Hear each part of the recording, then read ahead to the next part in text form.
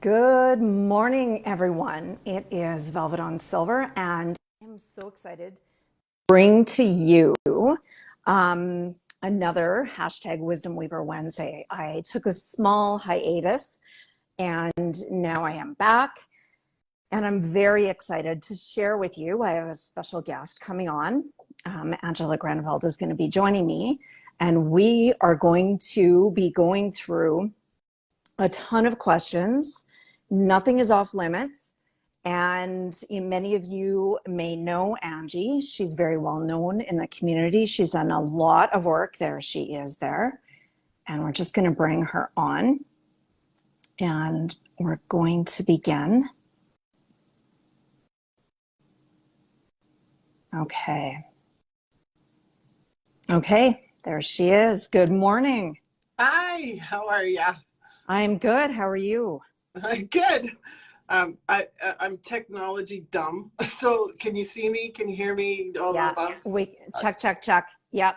Everything looks amazing. It looks amazing. So thank you Mhm. for being here and for connecting and doing this. There's a lot that we can discuss, and so why don't we begin by why don't you just share a little bit about yourself, who you are, and what your purpose is. Well, thank you. And thanks for having me because I feel a real passion to pay forward. We're all on this earth together and we're all having highs and lows in it. And if my story, my pain, or my mistakes can prevent someone or inspire someone to live a better quality life, that's my goal. So thank you for having me on to have that opportunity. And the question, I don't even know where to begin because your book is on my mind. So why I'm here, like what I want to pay forward the most is discovering how to keep standing tall. That's what I hope to push today. I always wondered why God made me so damn big, and then on top of that, He gave me this big personality and with no filters and very disruptive. But He gave me this huge heart to go with it. So yeah, that's. I think that's my purpose. That's what my purpose is supposed to be. So anytime any of these struggles come, I have a different mindset now that I'm like, okay, bring it on so I can embrace it, so I can learn it. And we're going to learn how we're going to get through this and go to the other side because I think that's my purpose to what the gift that I've been given. Which is a huge, expansive gift with so much to share. So thank you for that.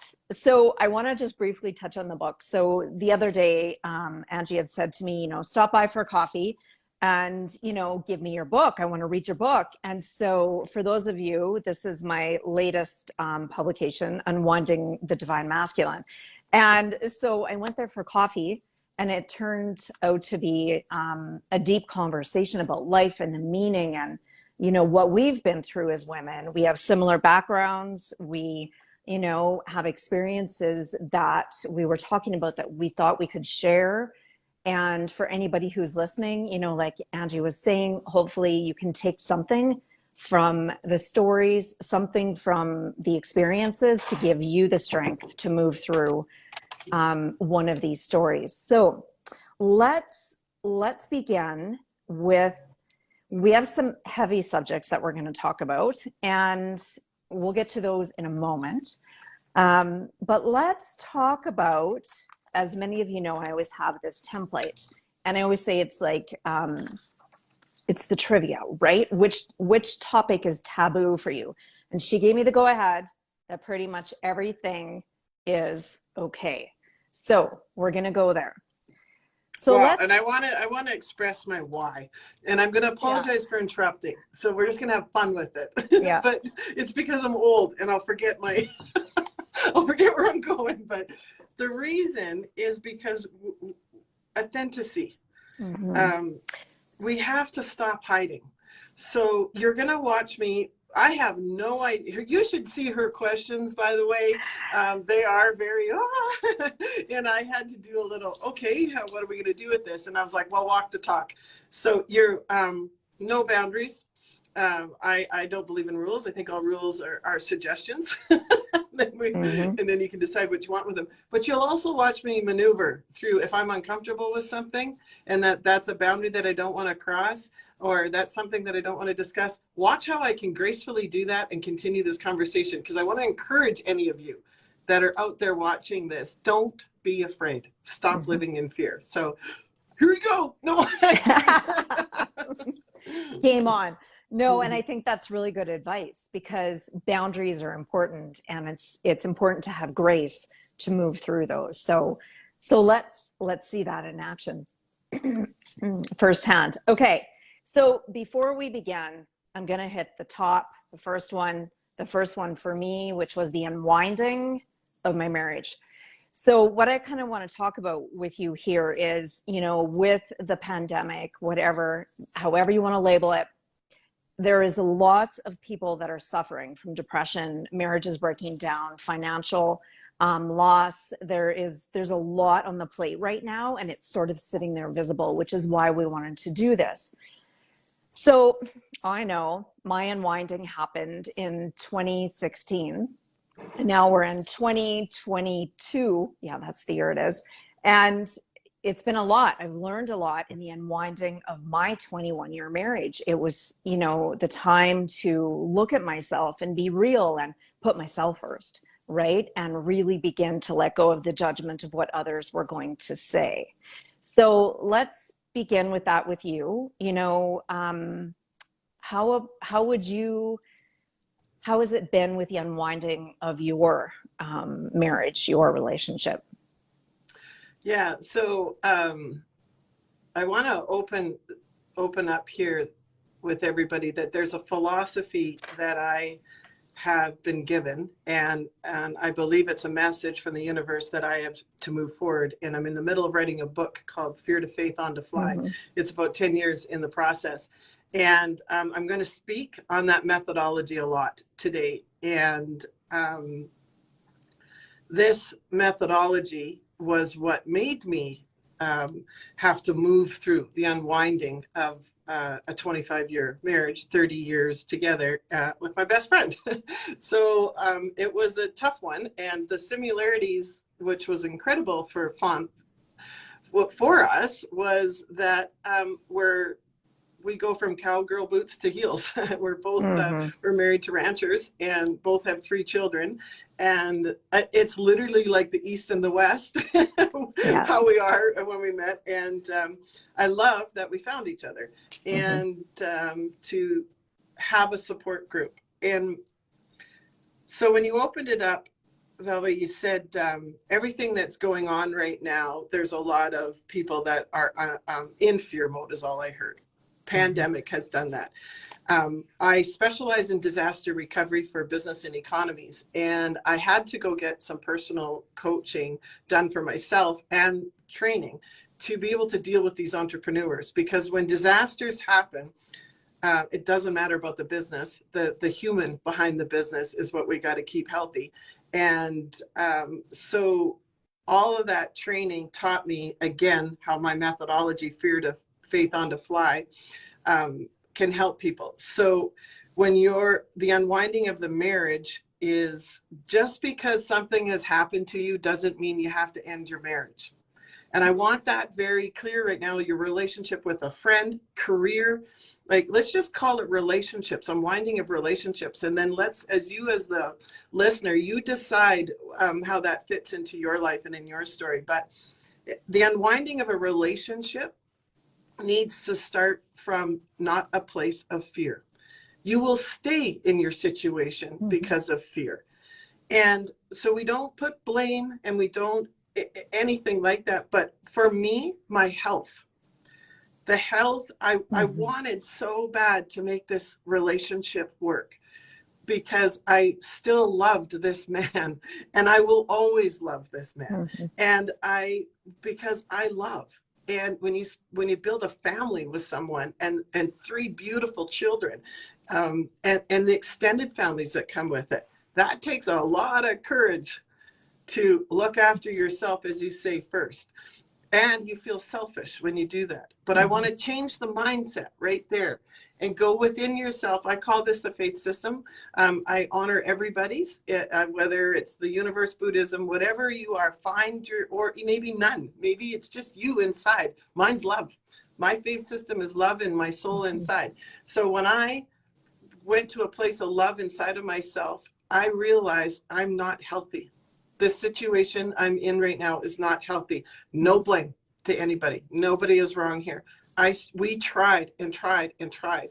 So when you start the unwinding process, you become and use the word I a little bit more. And it is very adjusting when you're a mother of 3 and you're committed, all of those things, to say that word I. But I'm telling you, I am saying from my experience, if you will die. You will get a disease. You will get very sick.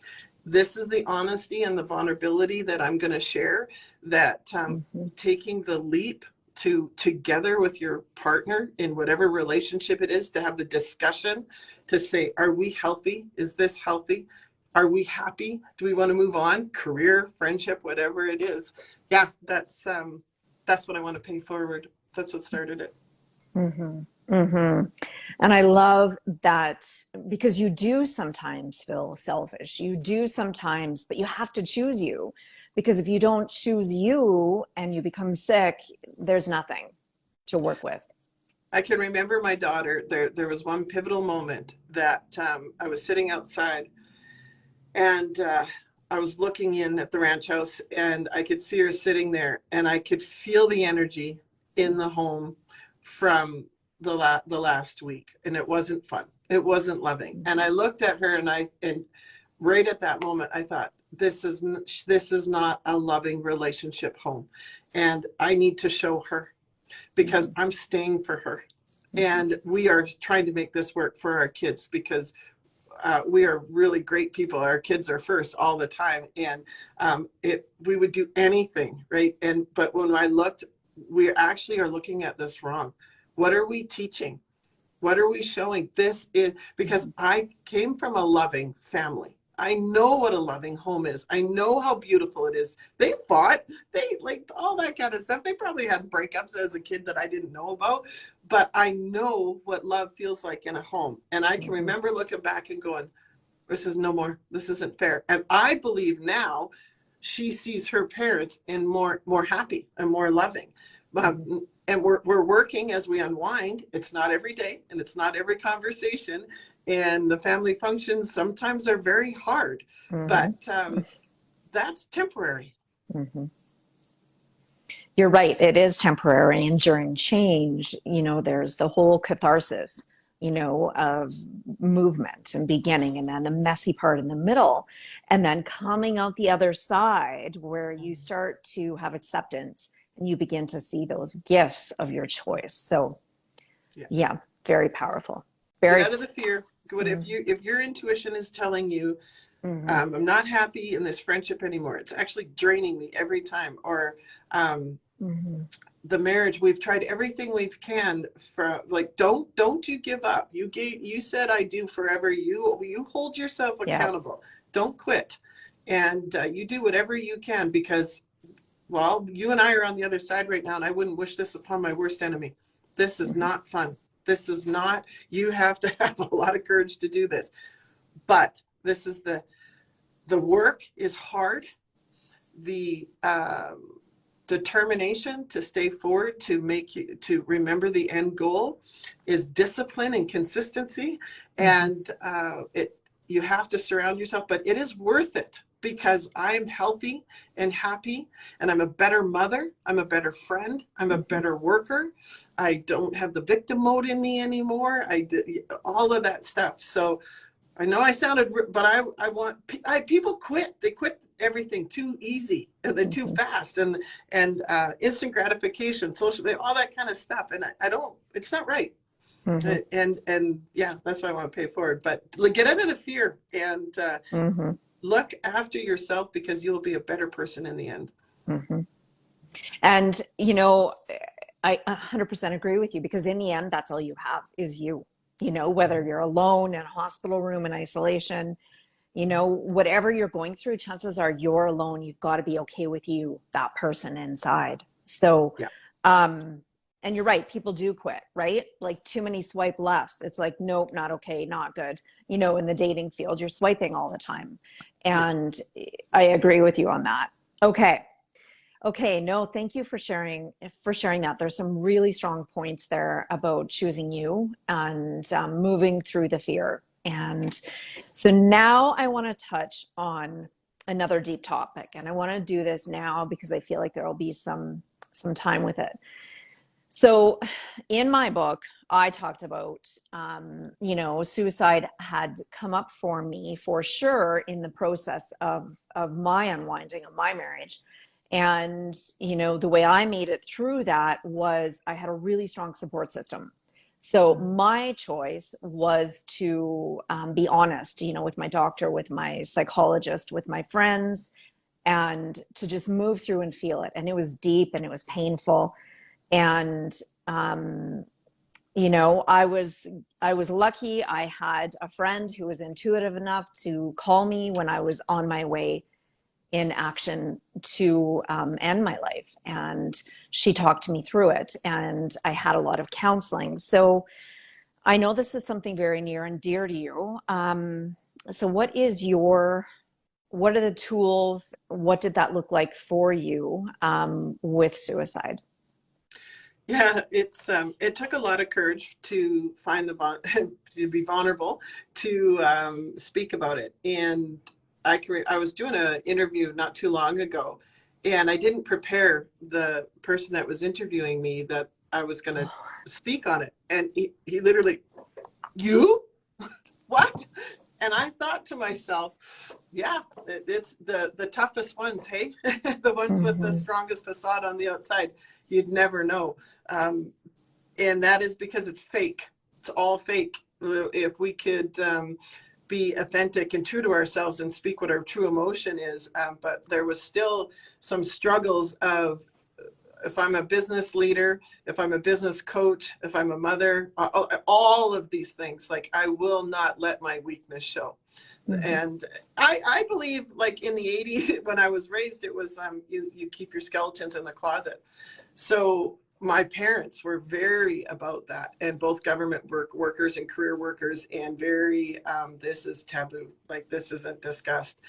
So when I was I why I've chosen is because I believe I was supposed to pay for it. I heard the message then, and just took me a while, but because when you become a mother, and there's sometimes your words and your choices, things you do have consequences, and they're unexpected consequences to people. So I'm very cautious of that because I never ever want to do anything that hurts anyone.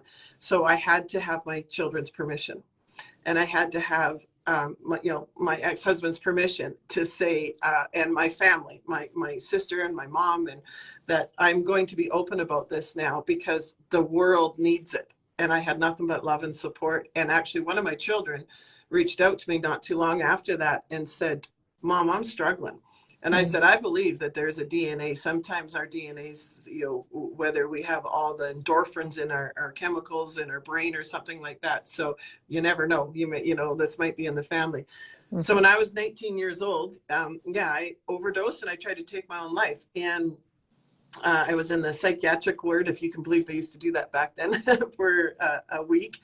And I had flatlined, like it was pretty serious. And I have my own spiritual experience that happened with that. But it was not that we were raised in an atheist home. I think that's how you say that. But it Mm-hmm. was organized religion was not supported. My father was a game warden, and he'd seen too many things on some of his isolations, workplaces, that he's seen the opposite of it. So I my spiritual journey that I experienced from that, I had no one to talk to about it. I had no one to Mm-hmm. share, but I saw a light, and I knew it wasn't my time, and I knew to come back. And I didn't know that I was close, or I didn't know anything like that, the vitals, but I knew there was a awakening, a reborn or something that had happened there. So skip through a whole bunch of years there. There was December of 2020, I think it was. Again, I'm back in the hospital, and this time I know to reach out for help. And my ex-husband is one of my biggest supports in this, that I can talk to him about it. And here it comes, it's coming, and that's key. And I don't know, I need some help right now. I didn't reach out right away for help on that one. I was pretty close. My dog, it's funny how God will send, and whatever God is to you, please honor this, but whatever your God, he'll send you a message in some way. He will, if it's not your time to be called home. So please be aware of that. And so then I started to get some help.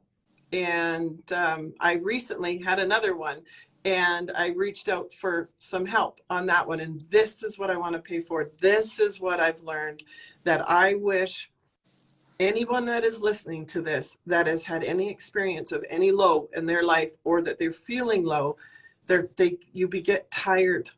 And when you get tired, you can't see the other side. You can't. I honestly believed that life would be better without me here, that I was a burden too much. And I believed I would just, no more drama for anybody, no more, the kids can move on. And then I think of the finances and think, it'll just be so much better. It's so easy. And I've had a good life. Like I'm good to go. Like this is my time to go. And it's easy to pull the trigger. It's easy to do that with that mindset. But the truth behind it is, I believe, you're tired, and your soul is speaking to you. Everything inside of you, within you, is screaming at you and is making you exhausted, because you are not living the life you're supposed to be. You're not in the right lane, and you won't wake up and do something about it. So you're draining and you're getting tired, and your endorphins and all the way the body's supposed to work when it's really good is given up. So let it. This is called shedding. And there, I'm going to name drop, and I hope it's okay, but it was Kara Marshall who shared this with me. And from my training, when she'd shared a story with me that was happening, I put it all together with all of my training and went, that is exactly what happens. So don't be fear when the low comes. Don't go into victim mode. Embrace it. But please talk, please reach out, please use all the tools you can, but allow it to come in and allow it to leave and go to the next chapter. But you don't need to leave Earth. You don't need to take your life. Just be reborn. Just sit with, like, that's because every one of them I've come through. And it's almost like that was another bad 2 weeks. Oh God, I'm glad I'm better now. I'm on the other side. And I'm like, let's go back to the gym, where, all this kind of stuff, eating clean. But if I could have had that mindset, I would have been more excited to go through the shedding and go through the experience and say, okay, we're going to actually die. We're going to let all this part of this life go. And we're going to reset, recharge. Yeah, I'm going to shut up. I'm going to keep going. No, bingo. I mean, I just did a blog. Those words, I just did that, because that's what I've discovered too, is that you shed, you let go. It's the end of a cycle. It's complete. But sometimes we don't recognize, and then we stay on repeat over and over and over again instead of spiraling up. So very valid points. Thank you. Well, I appreciate that. The worst thing I think someone can say to somebody, are you okay? Come on. The reason you're talking to them is they're not okay. So don't ask them if they're okay, because we're very good at putting a facade on. Yeah, I'm all right. You have no idea what I'm going to do in an hour. You have no idea what's going on. So just like it, and we don't have the tools. We're friends, we're sisters, we're brothers. We don't know how to talk to someone who's who's having a mental struggle right now. But I hope you're hearing the passion inside of me to say, don't be afraid, and just look at them and say, I don't know what's going on, but I just want you to know I love you. And what do we do? What do you need from me? What role is in this? Guide me here. I'm afraid to leave you because of these signs. I'm going to keep in touch with you, but walk me through what you need. Let's get you to the other side here at your pace. Because there's one person in my life right now that they were like, 10 more minutes, let's get through. And I'm like, you know what? Go away. stop giving me a timeline. I got to do this on my own agenda. And I kind of want to feel sorry for myself right now. I'm kind of crazy, right? My dad would be like, let's go, get on the trail, hike. Let's go. Yep. No. Yep. You're totally right. It is. And everyone's unique, right? And has their own timing and everything. Yes, exactly. I think that's a valid point. And it is for the support. And it is. That's why I do this Wisdom Weaver, is to be real and raw, because I feel like there's so many people that touch the surface, and I'm a deep diver, right? That's why I think I have issues in the dating world, because I dive deep and they're like, whoa, back up, right? But you just have to be who you are, right? So. Well, I learned something the other day that I'm going to do a lot of work on. And Velva, I thought of you. I do a lot of work on emotional intelligence. I love it. I crave it. I learn it all the time. Like I said to you, I feel like there's here on earth, everyone's talking, and then I see it. I look down a little differently, because I'm like, yeah, when you're done the noise and you're done all this kind of stuff, let's jump out to what's really going on here. But I love conversation and people to get them there. Relationship intelligence. That is you. That the work you have done and what you're paying forward in your book is, instead of emotional intelligence, it's relationship intelligence. So a lot of people start to date and go into a relationship and they don't have the skills and they're not ready, or they take their baggage into it. And even like, again, the word relationship, whether it's your friendship, your career, your dating world, trying to mend on your intimate relationship, whether it's a marriage, whatever it is, you have to have some tools to do that. You can't just wing it. Like, you got to learn, and there's lots out there. Yeah, winging it leaves you an entire book, right, of dating.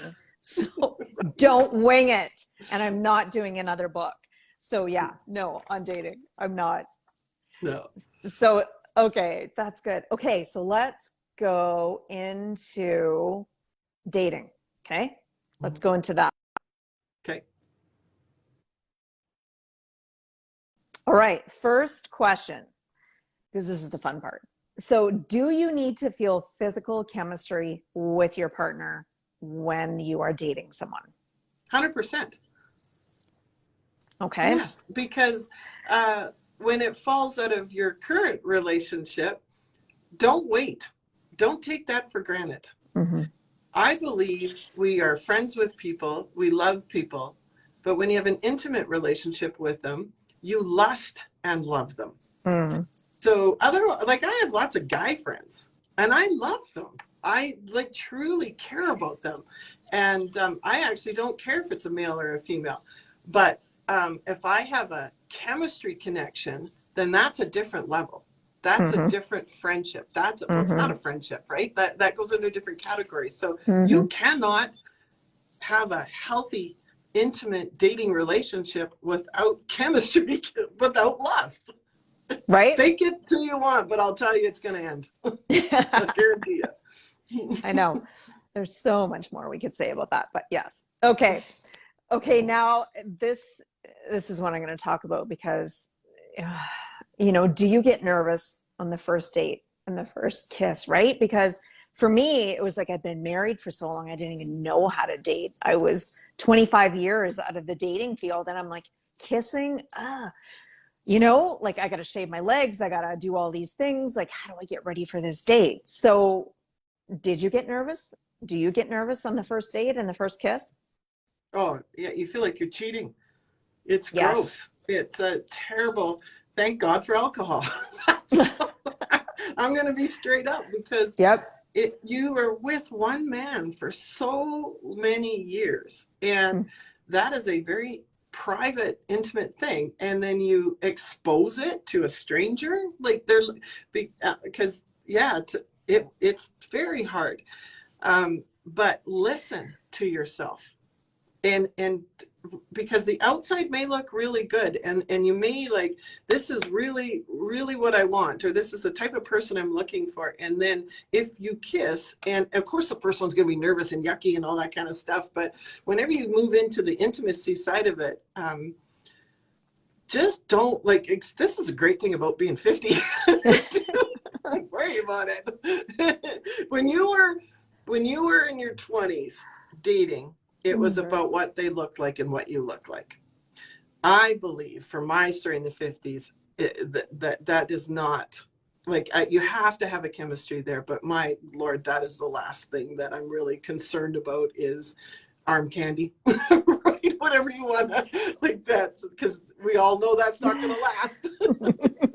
No, but the whole package is nice, right? Yes. Yeah. Yeah. Yeah. Yeah. Yeah. Whatever your desire is Mhm. for being in a relationship, please stick to your boundaries. Please love yourself enough to not settle. And I and 100%. and to go back to your question is, because when we come unwind, I love your language, out of a long-term relationship, whether it's career or anything like that, right? But let's use the word marriage, and you go into the next one, you're going to be a little vulnerable, and you're going to you might settle because you have fear, and you might be nervous of, well, I don't know what I deserve. I had a Mhm. conversation with someone the other day. Uh, she said, well, I've been told so many times that I haven't, she ever dated for 20 years, and she finally into it. And she was like, this is what it is, because I don't have good relationship skills. And Mhm. all I could hear was like negative, negative, negative. And I thought, if you could see yourself through my Mhm. eyes, and I was, and so I tried to say it, but I was like, that's what happens is our self-esteem and our ego is talking to us so much.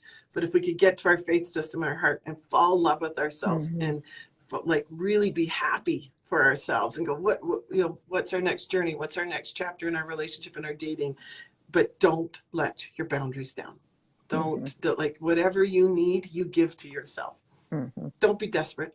Mhm. Yeah. And you know what? If you are, it's failing forward, right? Like that's, when I look back, I'm like, should I have gotten engaged? Dating, should I have even been dating 18 months out of a 21-year marriage? Hell no.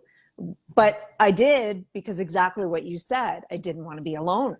I wanted someone to be in bed with me at night. I was scared. I was going through something I'd totally never experienced before.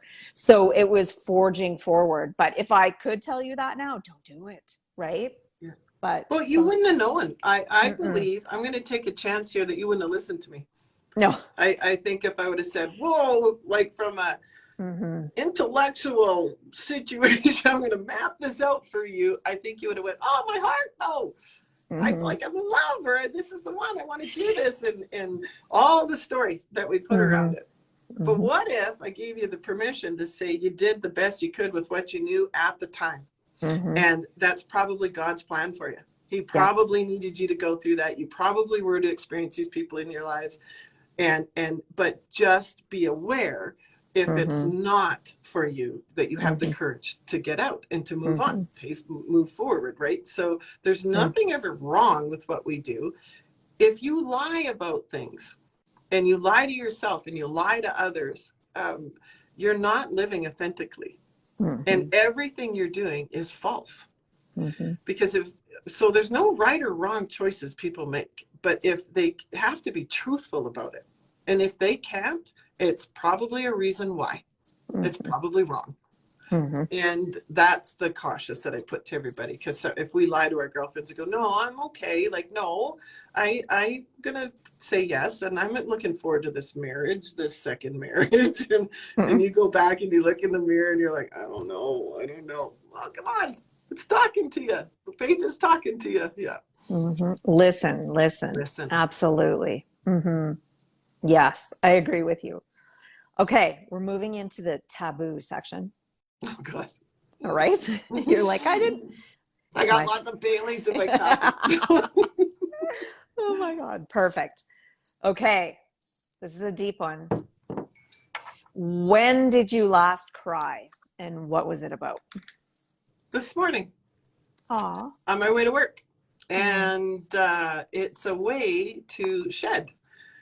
So I feel scared right now. I have fear Mm-hmm. in me on a whole bunch of things.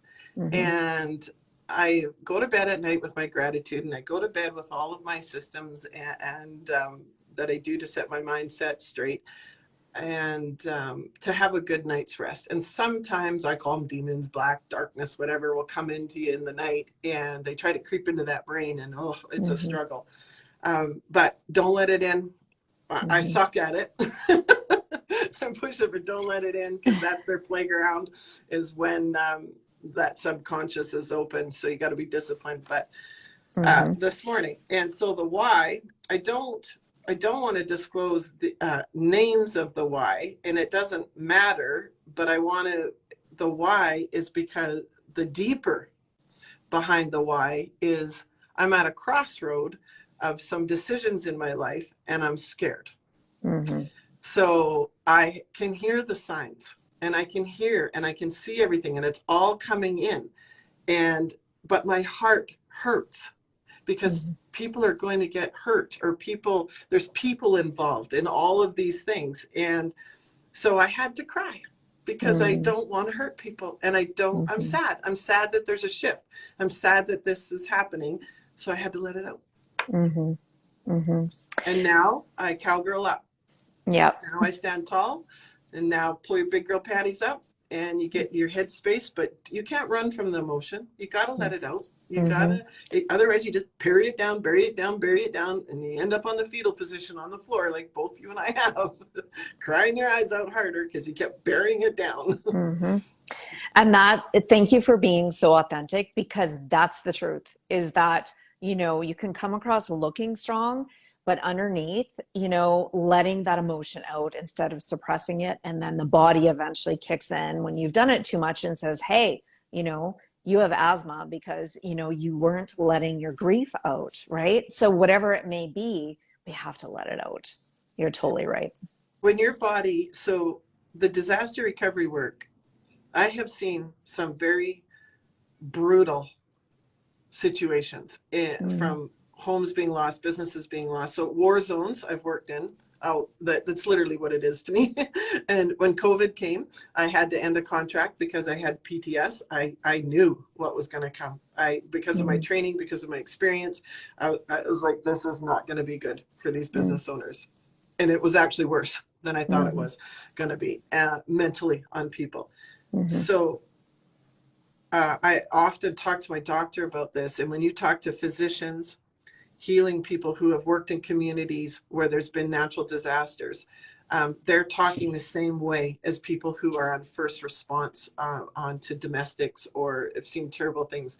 Stress kills, is my point.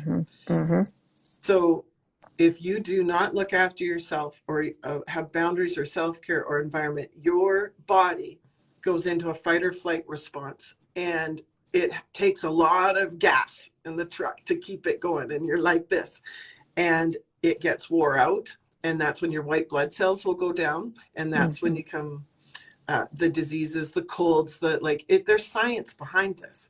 That's why stress kills, because also I lost an entrepreneur to a heart attack in the first disaster. And I lost an entrepreneur to suicide here with COVID in the foothills. And it was awful, because she was asking for help. She was crying out. She was exhausted. What she was going through, her part-time business and then her full-time career, resources just weren't there fast enough for her. But I want to share that real raw story, because this was a beautiful woman with children, and there's no reason why she shouldn't be on earth. And there's no victim, there's no nothing. Maybe her story is for us to share and to pay forward to prevent someone today that's watching this. But please take the seriousness of stress, what it does to you. Don't suppress your emotions. Yes, bingo. It is so true. And sometimes you're in it and you can't even recognize it, but ask your friends. They will be the first ones to tell you, because they know you well enough. They'll know your behavior has changed.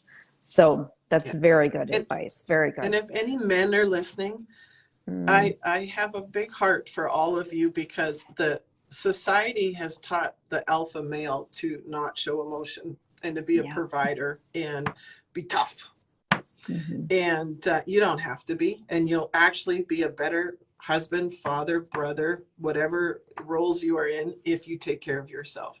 So if you could have the mindset that and of wanting to be that alpha male, look after yourself, walk the talk, and do whatever you have to do. There's lots of tools out there.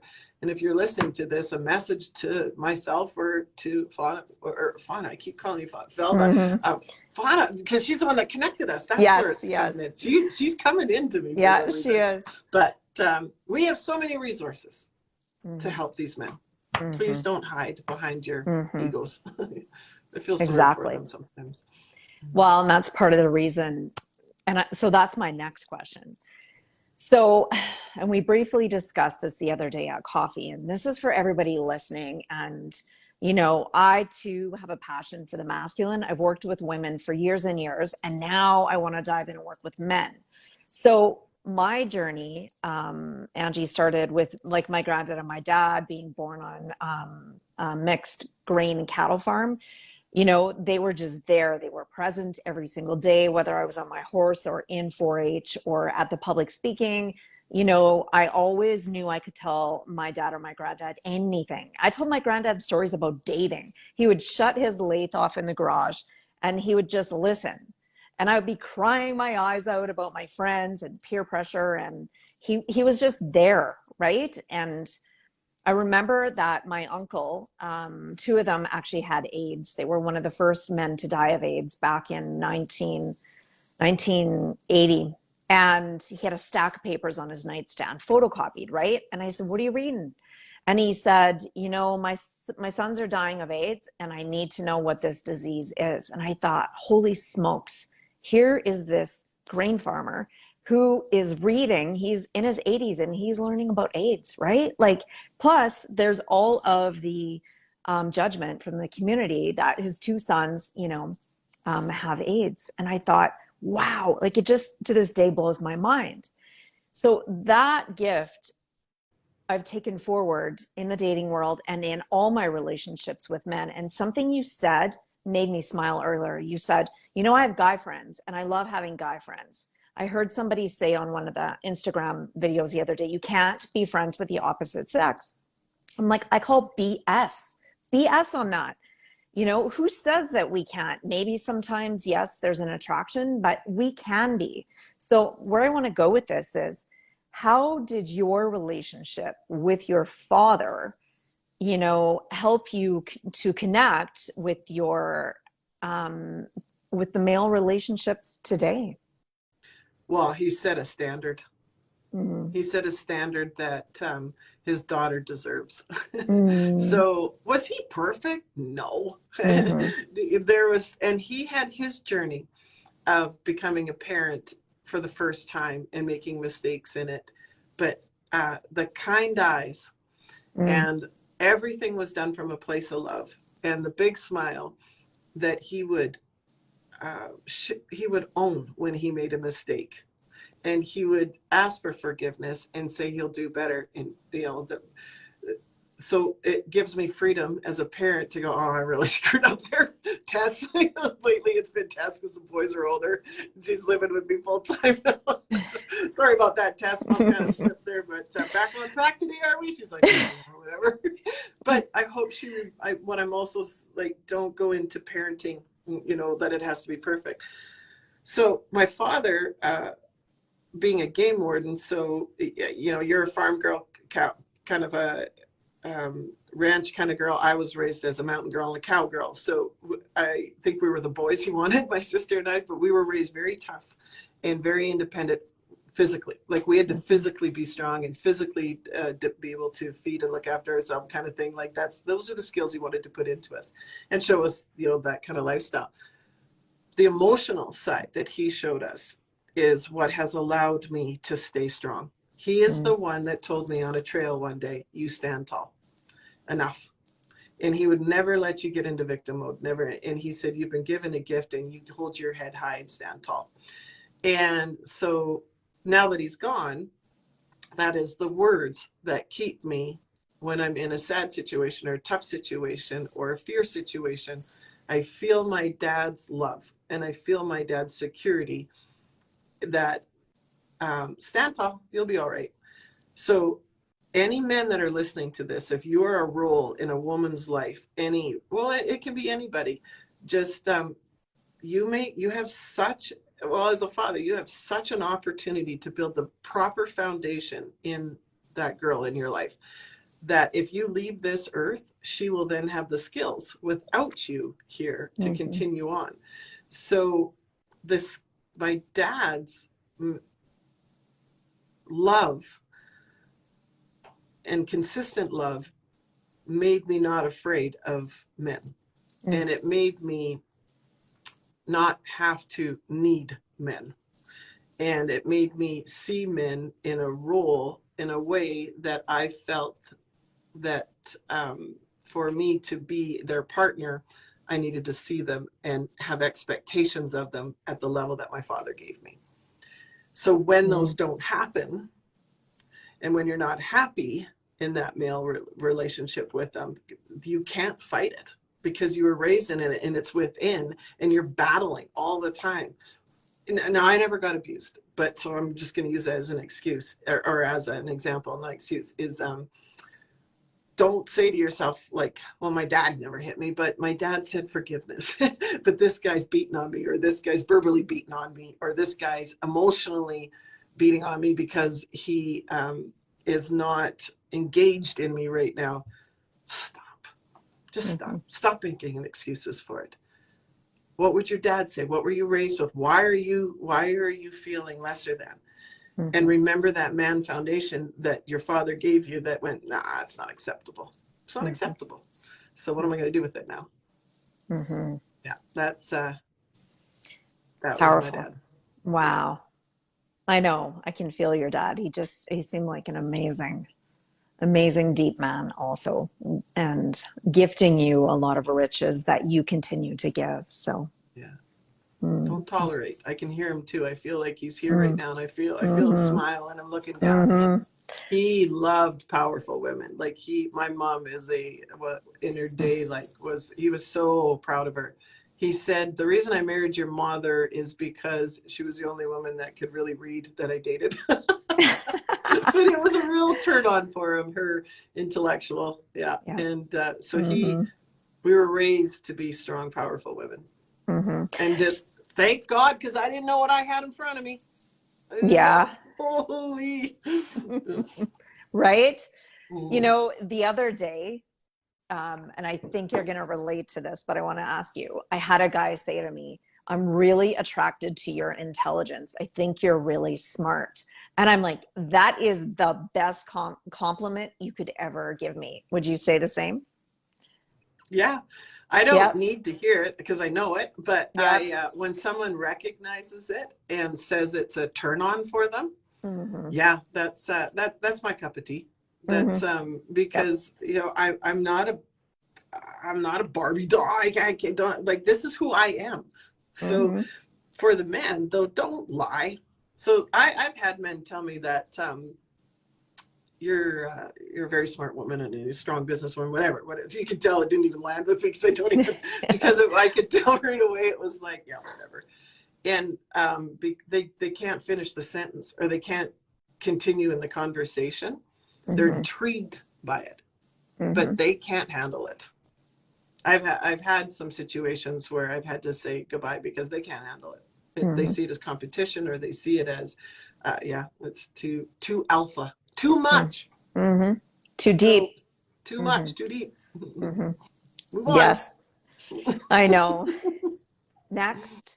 Yeah. Okay. This is a deep one, but this is a really important one.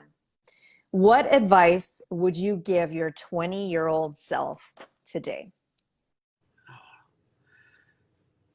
My daughter celebrated her 17th birthday this morning, and I got teary-eyed, and I said to her, Tess, this is your last year as a child.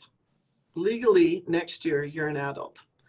So I think the same thing I said to her, I think is what I would say to my 20-year-old self, is live life to the fullest, and how you know you're doing that is through happiness. Mm. And I said, Tess, the next year of your life is going to be opportunities of exploring. And I said the word sexually, friendships, new, like travel, all these kind of things. And I said, please only choose happiness. Mm. Any of these friends, anything that teachers or people in your life that doesn't give you happiness, please gracefully exit and move on. Mm-hmm. And I, as a mother, I was also trying to say, like, if there's a boy in your life, and if you are, you know, like, we're going to be going down this road, right? I was like, just be Mm-hmm. cautious. Don't be desperate. Don't give yourself away or whatever. So I wish I would have loved myself more. Mm-hmm. I didn't love myself. I didn't love my looks. I didn't understand my body. Mm-hmm. I didn't understand my personality. I drank way too much back then because I wanted to be liked. Mm-hmm. And if I could fall in love with myself, then that's what I would have wish I would have said to my is, could you just look at you? And that's why I've really enjoyed your work that you've done before you wrote this book.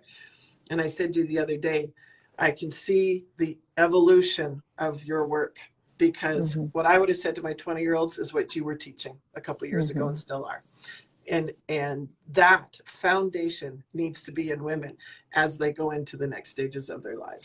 So it doesn't have to be dad. But yeah, love yourself, Angie. That's what I wish I could look down and go, look at your smile, look at your brain. Don't worry about those little boys or that friend group you didn't get invited to, or that you can't fit in youth sizes anymore in your in women's, and your feet are bigger than most men's. Don't worry about it. Yeah. Excellent. And you're so right. I mean, you do look back, and we do end up sharing that with our daughters, right? And our sons. And, you know, because it's like, it's hindsight. But at the same time, if just one word sinks in, right? One word. Life's too short. It is too short. Okay. Now, there's so many questions here, but I want to go here. Do you love your career? And if so, why? Yes, I love my career. And I love that we're touching on this, because I self-diagnosed myself years ago with ADHD. Because it's like, well, actually, I'm going to name drop here, Jody Dawson. I just love this woman. And she made such a big change in my life at a very crucial time.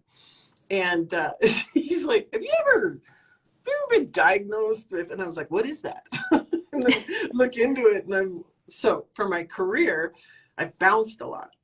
And of course I had to, like, this is what society does, is we put a label on it. And we're like, well, that's why you're that way, Angie. That's why you do that. That's why you change careers so much. And no, it's all bullshit. It's all bullshit. It's because of my personality and my character, and because I don't live in fear. Who quits a job every year? Who tries a new business? And if you guys knew how many businesses I've started, I only brag about the successful ones, because that's business. But when you really, when I get business coaching with you intimately and sharing with it, I also share all the mistakes. I recently made a very, very costly one that I'm paying forward the lessons on it. But I have moved around in many different careers, I think, for 30 years now. And I, right now, am back in government. And how does government's blah, and it's, this environment, and this is what it is, and how does Angie fit in that? So I took a break from it a couple times, but it's because it's my passion. My passion, I don't care what the office is, what the title is, but I love helping people. I love rural communities, and I love business owners, because they have a passion. The big businesses that hire business consultants and all that kind of stuff, they need a different caliber, and they're in it for a different reason.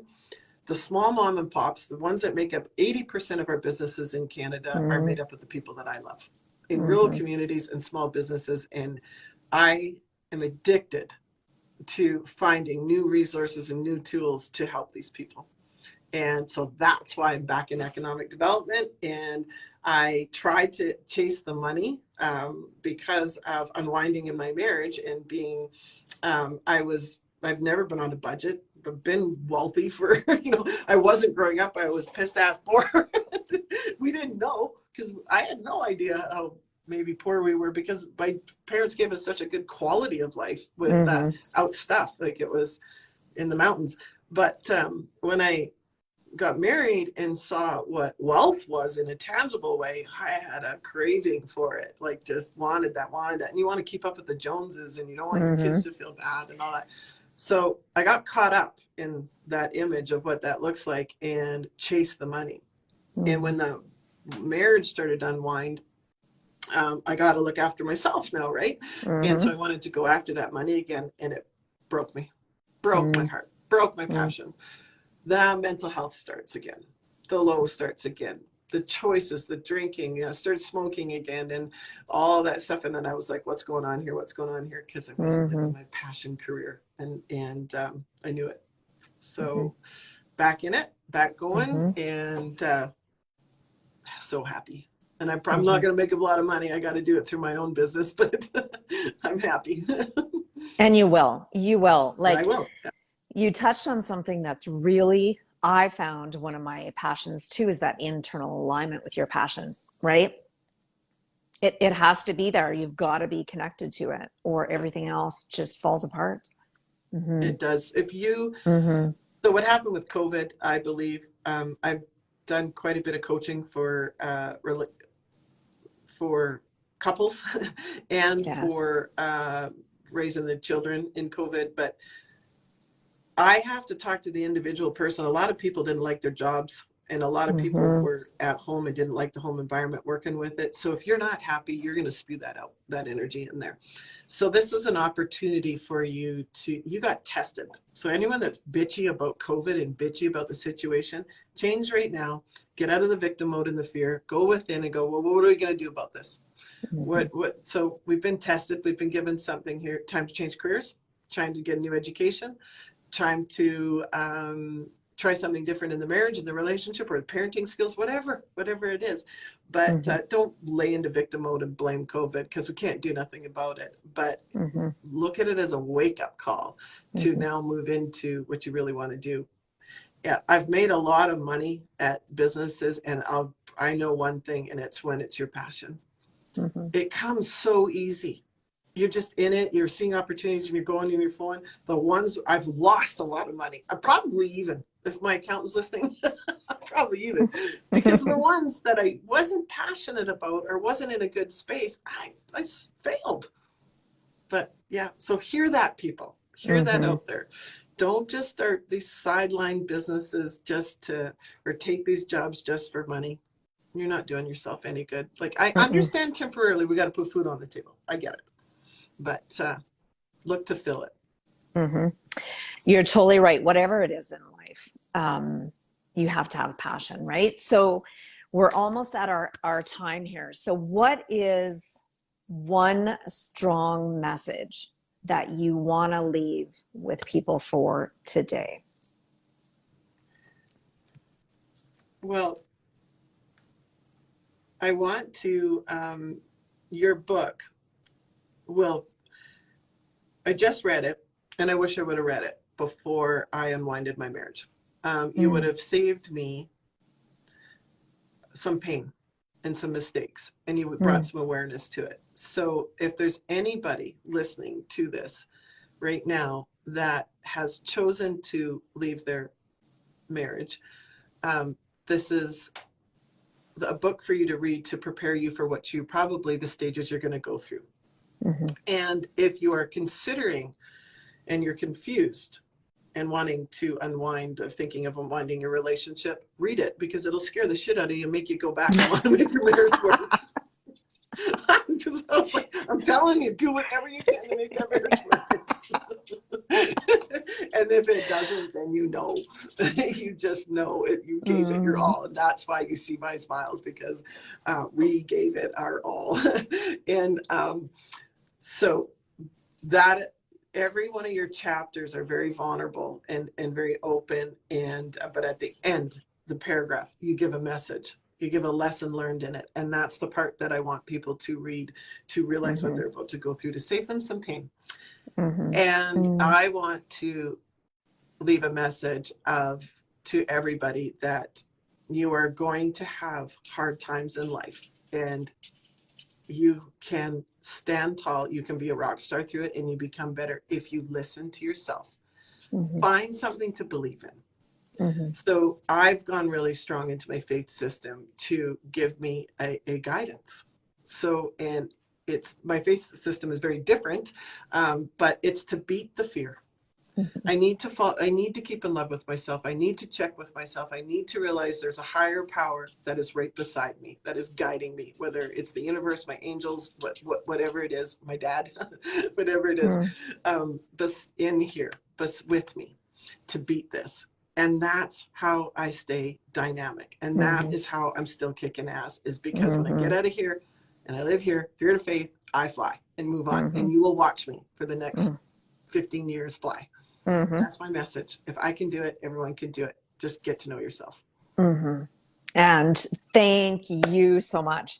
You are a very dynamic woman. You're very smart. There's so much about you that exudes. And I thank you truly from my heart for taking this time with me, and, for beginning to share more with the community in a very raw you.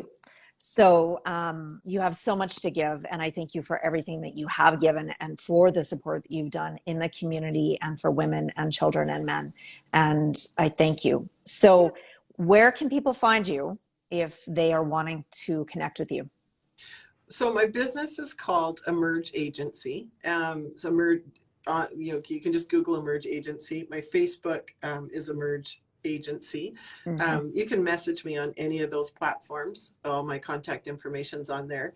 I parked it for a lot of years while I was chasing the money, and now I'm back into the passion. And I just launched it all a couple months ago, and I'm slowly doing it. So thank you for the opportunity.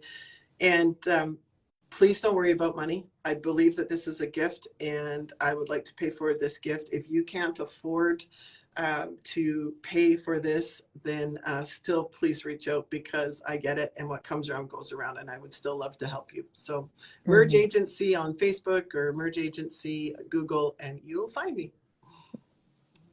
Thank you. And I will actually put that below the video. This video will be available on YouTube also. So once again, thank you to everybody who's listening, and thank you very much, Angie. I look forward to connecting and working with you so much more in the future. Thank you for your raw vulnerability. Well, ditto. Thank you for having me, and keep doing your work. You now are doing what you're supposed to do. The world needs you. Thank you. Thank you. All right. Okay, everyone, have an amazing Wednesday. It's Wednesday today, and we will be having a new version of Wisdom Weaver in the next couple of weeks. Thank you, everyone. Bye-bye.